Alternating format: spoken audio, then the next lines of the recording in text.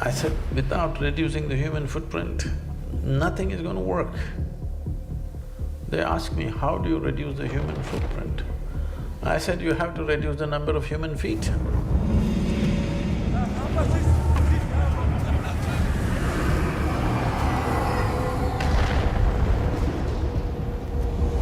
If we postpone our death, should we not postpone our birth?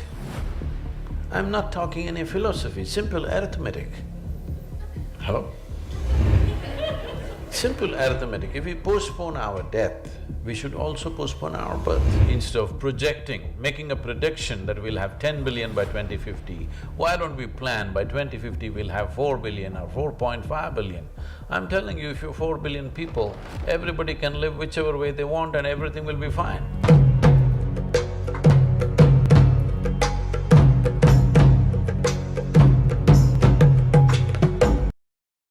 I can give a little context for that.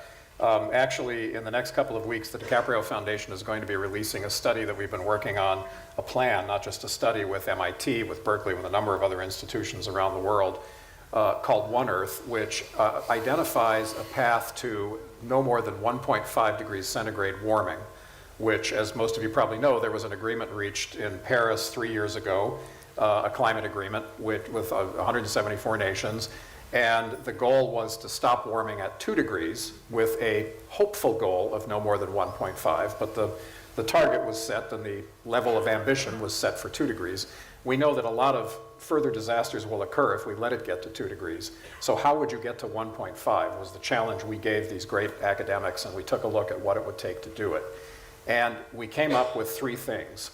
That by 2050, we need to move most of the world's energy to clean, renewable energy. And when we even started talking about this, even 2 or 3 years ago, it seemed like, could you possibly do that? Are the economics and the technology there? And since then, look at how many companies have committed to go to 100% renewables, how many cities, how many states. The state of California, 7th largest economy on the planet, passed a law, signed into law a couple of weeks ago, to be 100% renewable energy powered by 2045, and we have the pathway to do it. So we know that first leg of that stool is difficult, it's challenging, but it's not impossible. The second leg is indeed to get, by 2050, most of our agriculture back to what we call regenerative agriculture, which is regenerating the soil. It's what our parents and grandparents did. And interestingly, now that Cuba is opening up again, they didn't have access to a lot of petroleum-based fertilizers and pesticides and herbicides, so they've continued to do this throughout the last 50 years, I mean, and obviously longer, where basically you don't dig up and destroy the soil and expose it and let all the microbes and the organisms and the organic material decompose into methane, which is a very potent greenhouse gas, and then supplement it with petroleum-based fertilizers. In essence, you're sterilizing the soil, you're killing it, as Sadhguru says, and then you're throwing something on it to try to make it work. And instead, we just need to go back to the basic concept of using organic material that's there, harvest our crop, put the organic waste back into the soil with light tilling, with light crop practices, and in fact, you'll get better yields for far less money and be able to restore water and various other ecosystems. And the third leg of the stool is we have to save half the planet for nature. And we're obviously not going to say, oh, well, let's save the southern half and we'll schmutz the northern half. I mean, too late for that.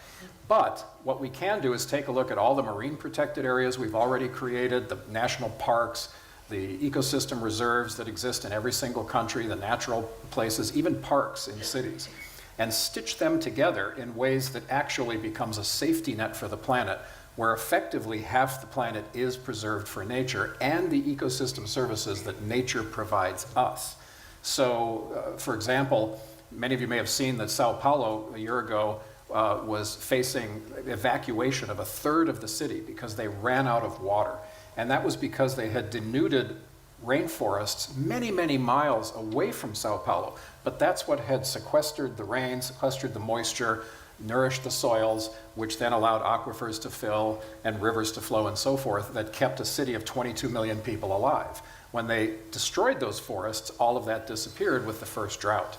So now they're learning that that has to be restored, that it's not just for the sake of creatures or plants and animals that we'll never see, it's actually for the human ecosystem services as well. And that if you do that, if you actually preserve roughly half the planet for nature, there's creative ways you can do it. We, at the DiCaprio Foundation, we funded a program to create wildlife corridors over two of our busiest freeways so that mountain lions and other species can cross the freeways and stitch back together fractured habitat. And here in Los Angeles, it's too late to go buy 10,000 more acres and say, okay, great, that's going to be mountain lion habitat. So therefore, how do you stitch it back together to get the genetic diversity, to keep those species alive, to keep those resources alive? So there's many creative ways to do it. But it does take modern mapping and scientific research methods to figure out what do we need to save, because not all ecosystems are created equal. So I'll get off my soapbox here, but my point being there's three things that will give us a livable planet and give us a sustainable planet for 10 billion people by 2050. And it is this 100% renewables, 100% regenerative agriculture, and saving half for nature. And so your point about soils is really at the centerpiece of all that.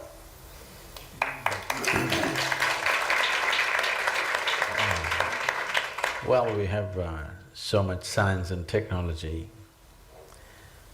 but I think we don't have enough sense. In the sense, well, I know United Nations has made a prediction by 2050 we are going to be 9.6 billion people. At the beginning of 20th century, we were just 1.6 billion people. Now at the beginning of 21st century, we are 7.6 billion people. They are saying in another 32 years, we will be nearly 10 billion people. Well, I think this is irresponsible reproduction. We are nice, but we're just too many. If we don't get this one thing, whatever we do will fail simply because the human footprint is too much. I was in a conference, about ecology and stuff, and I said, without reducing the human footprint, nothing is going to work. They asked me, how do you reduce the human footprint? I said, you have to reduce the number of human feet.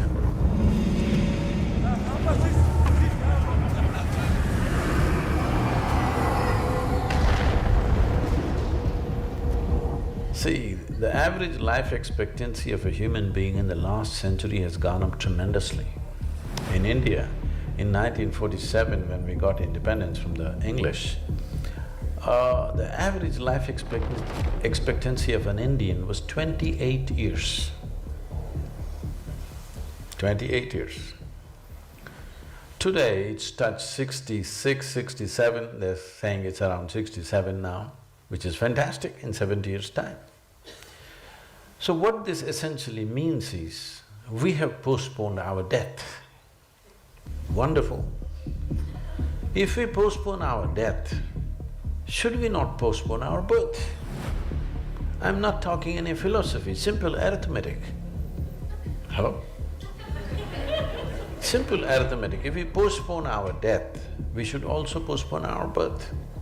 On an average, if at any given time, 3 generations of people are living here, it's great. Your parents are here, your children are here, you're here, wonderful. But right now we've come to a place where 5 generations are living for a whole lot of people. Well, they're very happy, they think they got a big family, but 5 generations is not sustainable. No way, it's not going to work. We can do as much technology as we want, as much whatever we want. The planet is designed for a certain amount of life, particularly a virulent life like us. We're not like other creatures who don't take anything more than they contribute. They're taking and as much they're contributing. Our intake and what we contribute is minuscule, what we take is big. From, let's say, our grandparents' generation, let us say 1940s or 50s, leaving the terrible war of the time, how much they were consuming on this planet, per capita. Today, how much we are consuming is at least 7 to 8 times more. 700 to 800% increase. So, with sophistication of technology, we could scale it down a little bit. You know, simple things like from a regular light bulb to LED, we brought down the power consumption and like this, many things we're doing. All this is wonderful, but all this is not a solution, it's just a postponement of disaster. So let me ask you this, as a spiritual leader, as somebody who knows how to get into people's heads, Not just the heads. as you said, I mean, old guys like us are living longer, but younger people, like many in this audience, are the ones that might be thinking about having kids. So it's not an equal matter of just saying, hey, we as a species, as long as we're going to live longer, there should be a postponement of the births. That's one of the many inequities that exists in this discussion. How do we convince people to have fewer kids and balance that when it's not all the same?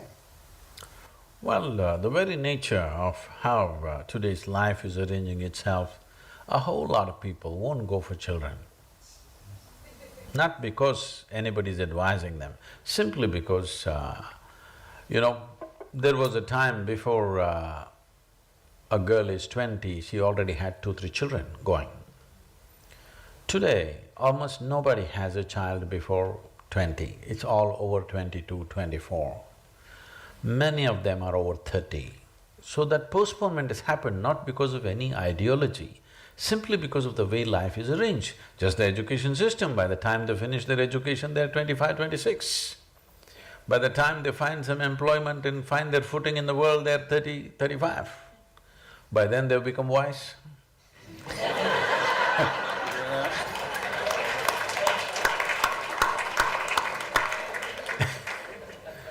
So, if you allow enough time, wisdom happens.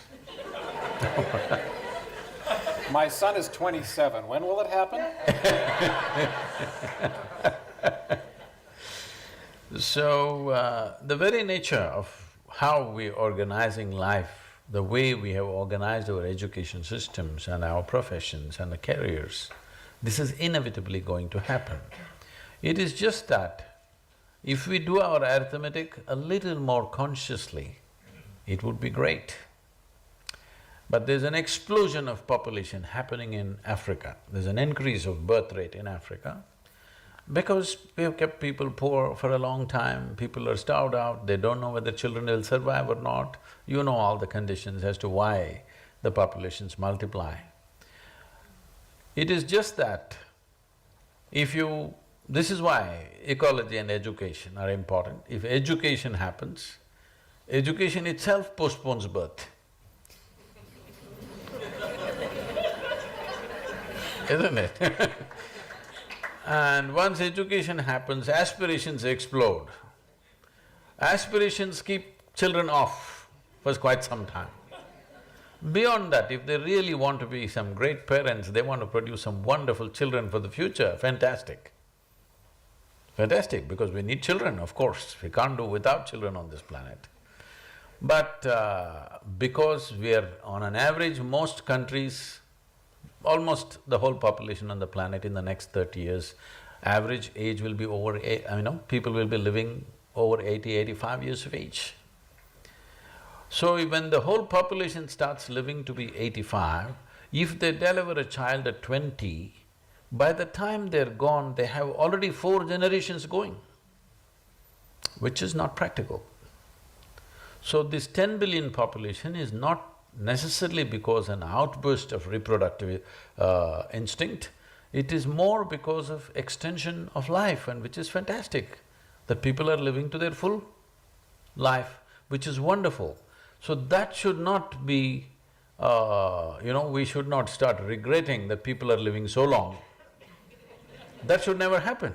We should celebrate that people are living full lives, but that will happen if there's a rush of young brats coming. we will start wondering why the old people are not going. That's not a good thing at all for any civilization. That's not a good… I mean, it's inevitably happen. You must understand this. You may think, I'm not like that, but when pressure builds up, it will happen, those thoughts will come.